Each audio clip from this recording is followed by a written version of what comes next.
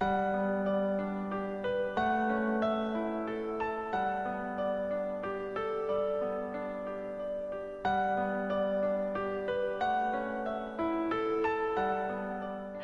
I'm so glad that I'm on first because, as I was telling Melanie, what I have isn't too exciting or happy or uplifting, so get it out of the way fast. I'm in a writers group that meets at the Senior Center on Mondays, and our leader, Faye, often gives us writing prompts to get us started because, sometimes you just can't think of anything to write about.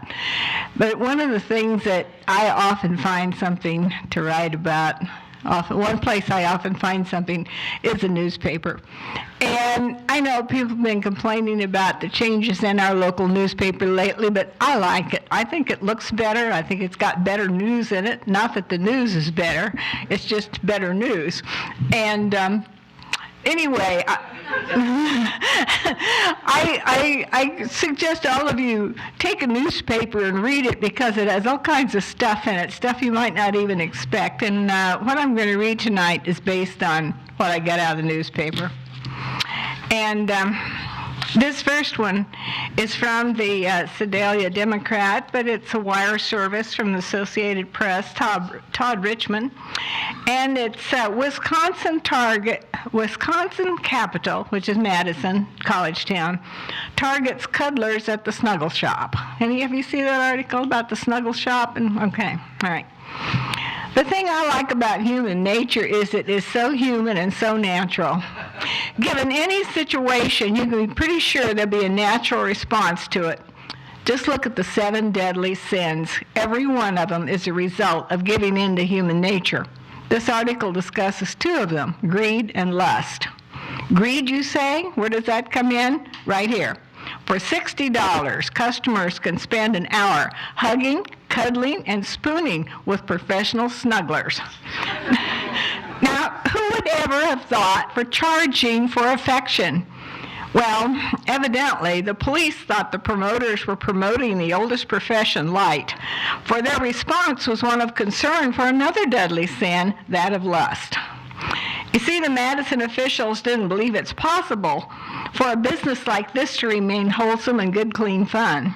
There's no way that sexual assault will not happen, Assistant City Attorney Jennifer Zolali said.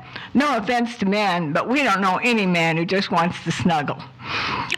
Tim, I'm not going to make any editorial comment anyway.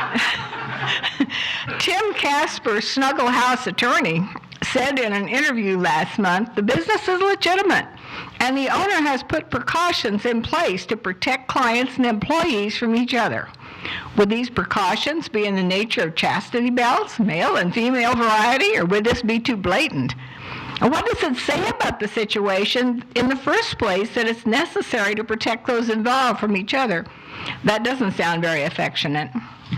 Snuggle House owner Matthew Hurtado hasn't responded to multiple requests for an interview. A posting on Facebook said the Snuggle House's site had closed and the door was locked when last checked. Evidently, they're not planning on franchising this operation. Maybe we'll see him on Shark Tank. Kevin might go for it.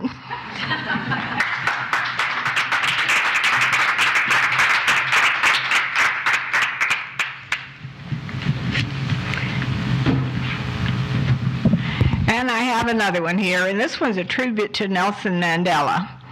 And the information, the quotes, are from the Kansas City Star, Sunday. And I guess I'll let you know I'm doing a quote. I'll do quotation marks like that so you know what I'm quoting, okay? A tribute to Nelson Mandela. First, it was the Japs. I was only 5 in 1945, but I knew who the enemy was. Whenever a plane went over, we children all ran for cover because we knew even in rural Missouri, it could be a Japanese bomber. We went to the picture show and saw the newsreels. We read the comic books and played the board games. We knew who the enemy was. With the Germans, it was a little harder. We had never seen a Jap, but the Germans were among us. And not only that, they were fine people. In fact, we were a little envious of them. They were tall and blonde. The women were wonderful cooks. They lived on prosperous farms with big barns and new equipment. They lived in their own community with their own church and elementary school, but we saw them in town, attended the same farm auctions, and when we reached high school, we went to school together. We even dated them, and the Mennonites were of German descent. In fact, I was told the reason they had come to the United States was to avoid military conscription. Well, after the war, of course, things changed. We helped rebuild both Germany and Japan, though the prejudice against all things Japanese lingered. Made in Japan was not a compliment during those years. Then we became involved in another armed conflict on the Korean Peninsula, then in Vietnam. The enemy still was Asian. We just dusted off the old prejudice and reused them. They seemed to work just fine. Anger and violence never build a nation. Meanwhile, the European countries, our model for world domination, were divesting themselves of their colonies. Belgium, France, the Netherlands, England were all in the process of changing their relationships with countries all over the world. People from Africa and the Asian continents were taking advantage of their citizenship and moving to Europe for education and a better way of life. Some of this was peaceful, but much of it was fraught with conflict and confusion. We began to hear more of men like Gandhi, men who had a different view of how people should relate to each other, as well as a communist idea, which attracted many people. In our hemisphere, we had Che Guevara and Fidel Castro. We also had Martin Luther King, Jr., who was a student of Gandhi.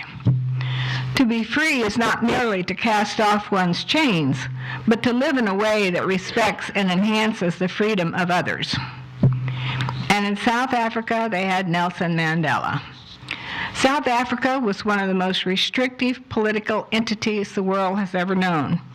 Ruled by a very small white minority, originally Dutch, power was held by a system of laws known as apartheid, meaning apartness. The intent and result of these laws was to control the native people, to appropriate their natural resources and keep them in a state of subservience to the wishes of the ruling party. Any attempt by the native blacks to obtain any political or economic rights was brutally quashed by military forces. Any effort to maintain cultural integrity or to organize resistance was deemed illegal.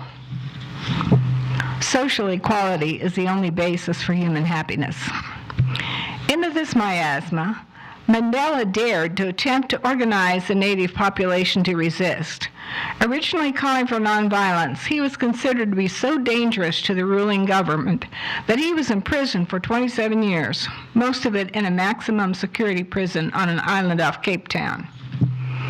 I learned that courage is not the absence of fear, but the triumph over it. The brave man is not he who does not feel afraid, but he who conquers that fear. Eventually, at an age that many would consider beyond usefulness, he was released at the behest of the then President of South Africa, F.W. de Klerk. He went on to be elected president himself and to be a model for the world. And he did this, not by vowing revenge against those who had treated him so wrongly, but by calling for forgiveness and reconciliation. Nelson Mandela, by his acceptance of the treatment that was supposed to be his humiliation, turned that treatment into an opportunity to show the world what power can be derived by the refusal to seek revenge, but to instead regard all people as worthy and deserving of justice. He shrugged off the age-old belief that some people are worthwhile and others aren't. He forced us by his example to look beyond the past and into the future, a future which, hopefully, will regard all persons to be of the equal value of one, none greater and none less than the other. I have cherished the ideal of a democratic and free society in which all persons live together in harmony and with equal opportunity.